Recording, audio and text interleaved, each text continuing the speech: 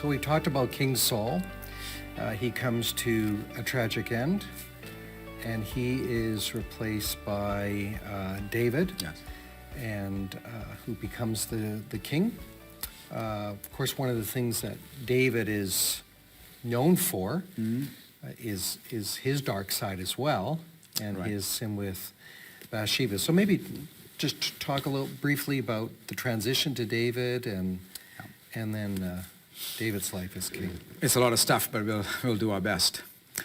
So Saul has 3 strikes in his life, and after strike 3, that's God basically tells him that he's not going to have a dynasty, and that he is rejecting the kingship of Saul, and he's going to choose another person after his own heart, a man after his own heart, who will take over from Saul. The 3 strikes are very simple. The first one is Samuel tells him, wait for me to offer the sacrifices, and then you'll be ready for war. And Saul does not. He waits the appointed time, right to the minute, but then he doesn't have faith to wait longer, and when Samuel is delayed, Saul goes and offers the sacrifices himself. And so Samuel then appears and says, you shouldn't have done that. It's not your place to take that role. It might have been better off for Saul had he just gone into the battle to begin with and not touched the sacrifices. So that's strike 1. Strike 2 occurs when Saul loses credibility with his own troops, when he sets up Jonathan because he's jealous of Jonathan. Jonathan's a much more powerful and a much better warrior, and Jonathan's a lovely character. He's one of the great characters of Scripture. It's just too bad that he ended up dying with his father in the way that he did, but that's the way it was. And he sets up Jonathan for execution because he's jealous of his own son. And in that case, Saul's own army challenges that decision, and they rescue Jonathan from Saul's maniacal hatred and wanting to kill him. So he loses credibility with his own troops. That's strike number 2. Strike number 3 comes in 1 Samuel chapter 15, when God sends him on a mission again. And this time to go make Herem, or what we call the Lord's War, against the Amalekites. And Saul does it all right up to a point, but then he fails to kill the Amalekite king, Agag. And then he lies about it and casts blame on everybody else but himself when Samuel and God confront him. And at that point, Samuel says to him, that's it. You have been rejected. So those are the 3 strikes against Saul. And right there in the next part of the story in chapter 16, so Saul's final definitive rejection is 1 Samuel chapter 15. And right in chapter 16, we move to God sending Samuel to now anoint the man after God's own heart. And that turns out to be the 8th son of Jesse, I think. He makes 7 of his sons pass in front of Samuel. And then finally, David is the youngest, and he's the shepherd, and the least likely candidate to become king, but he's the one God picks. He's a shepherd, taking care of sheep. And what happens now is, remember the 3 parts of becoming a king. So chapter 16, David's anointing in secret, really, only in the presence of his own family, because had Saul found out that there was another king being anointed, he would have immediately moved against family and massacred them all. Saul has moved now into a complete tyrant. So that even in chapter 16, when God says to Samuel, go and anoint this person, even Samuel is afraid of Saul. And he says, if he finds out, he'll kill me.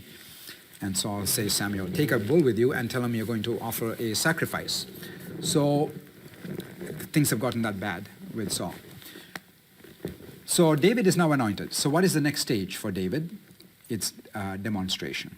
He has to demonstrate himself, and as a king, you demonstrate yourself in battle. And that is what happens with the battle of Goliath, when he takes on Goliath. That is David's demonstration. And unlike Saul, who demonstrated himself against a petty, local enemy of one little tribe, one little city in Israel, David comes to bring a care package to his brothers, and he hears the army, navy, air force of the Philistines offering this challenge, and David is immediately roused to holy anger. Of course, there's a reward with it, free taxation, and the king's daughter that's David's humanness. He's interested in that. But it's clear that the whole thing motivating him is his desire for the zeal of the Lord, and this uncircumcised Philistine defying the armies of God. And so immediately he volunteers for battle to be the champion to take on Goliath, the warrior.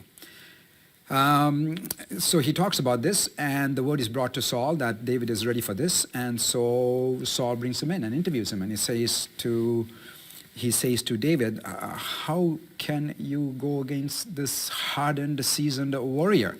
You're just a boy. Now here's the thing. The right person to take on Goliath would have been Saul.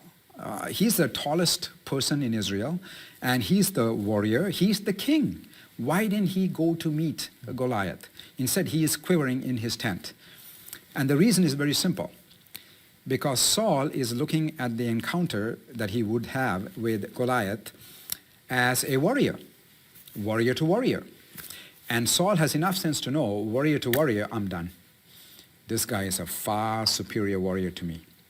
And he has no faith in God to counterbalance that, so he's looking at it purely from the human level, and I am no match for this guy. Warrior to warrior, we're done.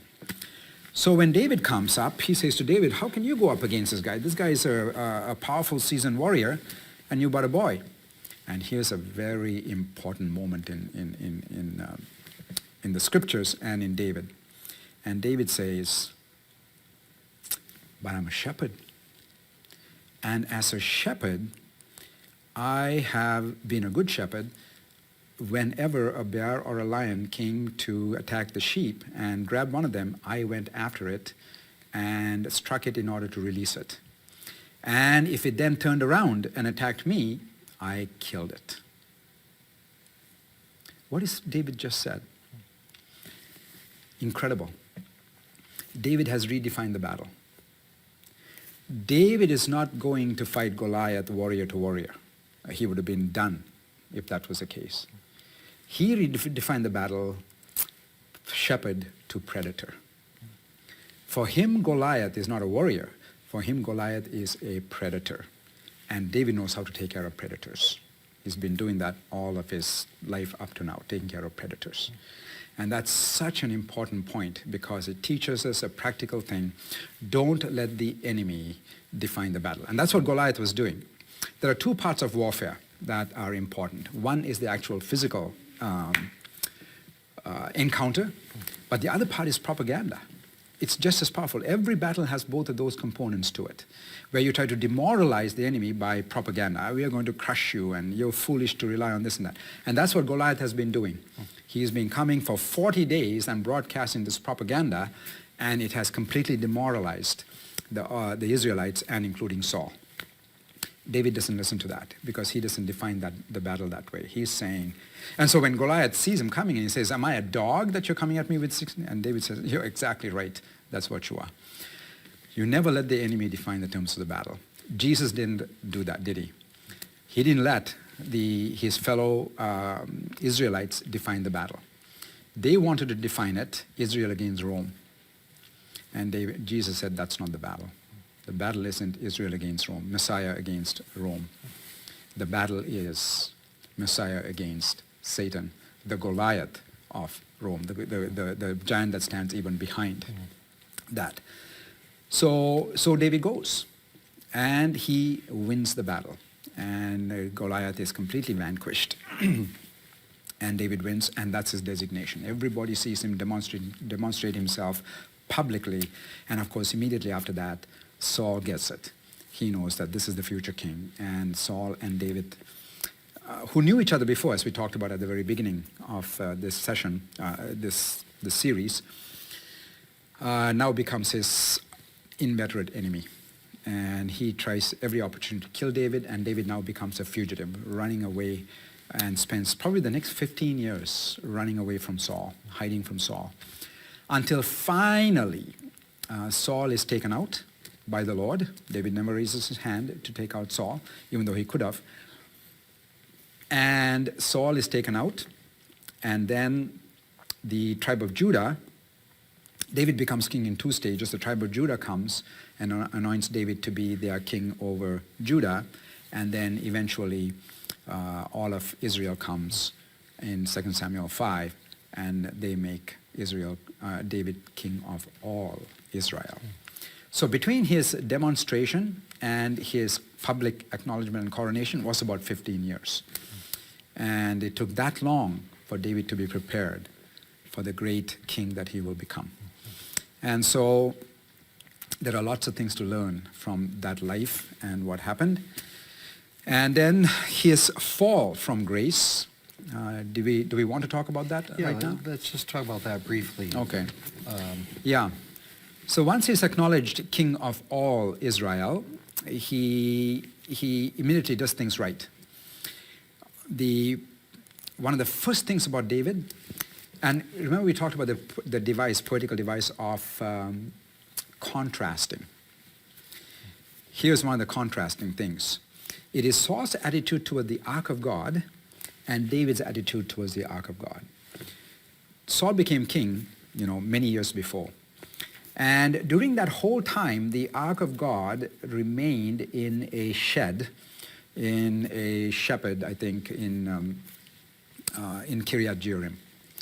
When the Ark came back from the Philistines, it ended up in the shed, and there it remained, rotting away throughout all of Saul's kingship. Saul had his headquarters at Gilgal. He didn't care about the Ark. Never a word about the Ark.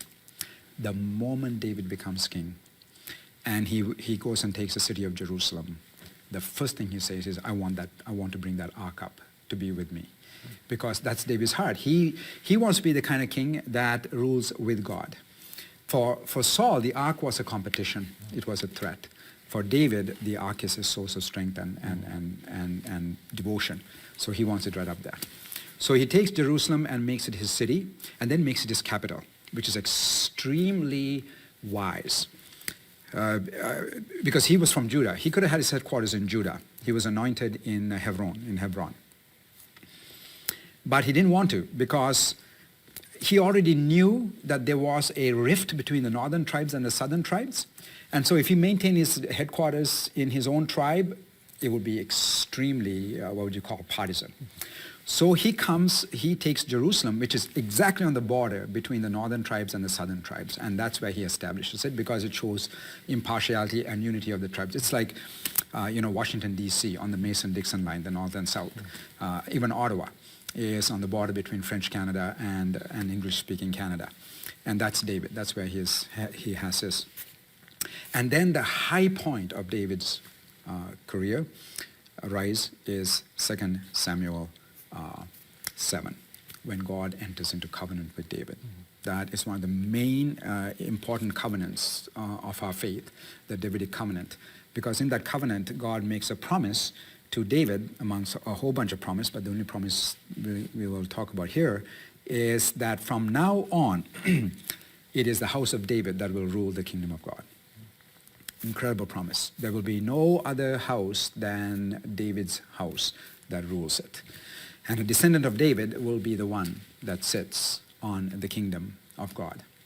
And of course, that's ultimately Jesus Christ, who comes from the tribe of Judah, the line of David.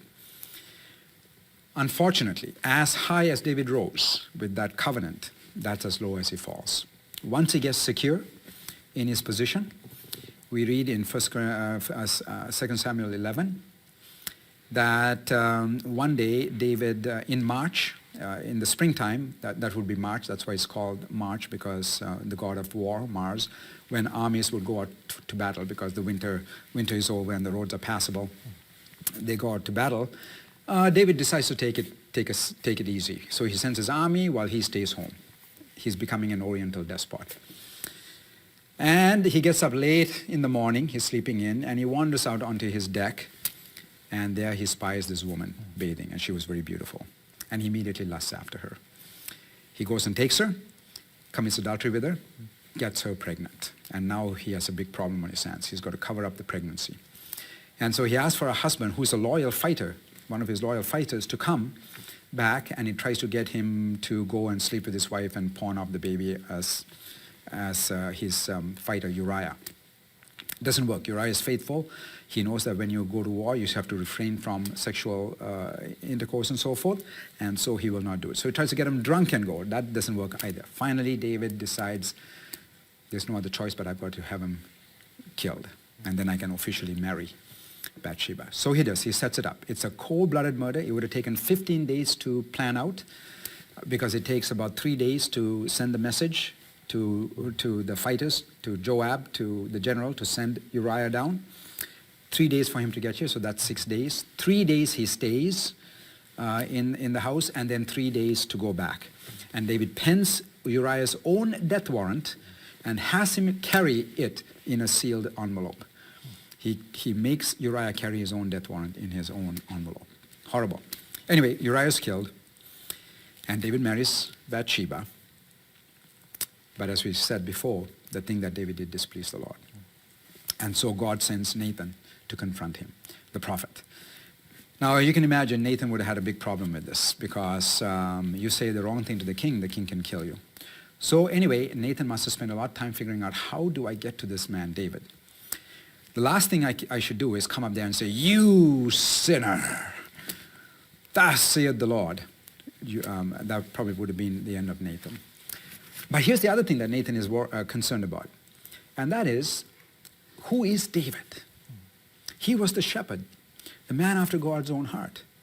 But right now, what has happened to David? He has turned from being the shepherd of the sheep to become a predator. But here's the question. Is that the real David? Or is it a momentary lapse in his life? Is there still a shepherd in David that can still be saved, that can still be redeemed, and that still can be called out? And so Nathan comes to him in the morning and says to David, I've got a case for you to handle. You're the chief judge. There was a very rich man and a poor man. The rich man had thousands of sheep. The poor man had just one little baby sheep.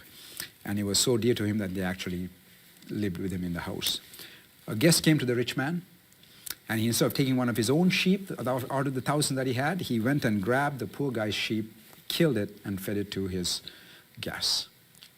David hears it, and he explodes in anger. Kill that man! I mean, it's way over beyond. You're not supposed to kill a person for that.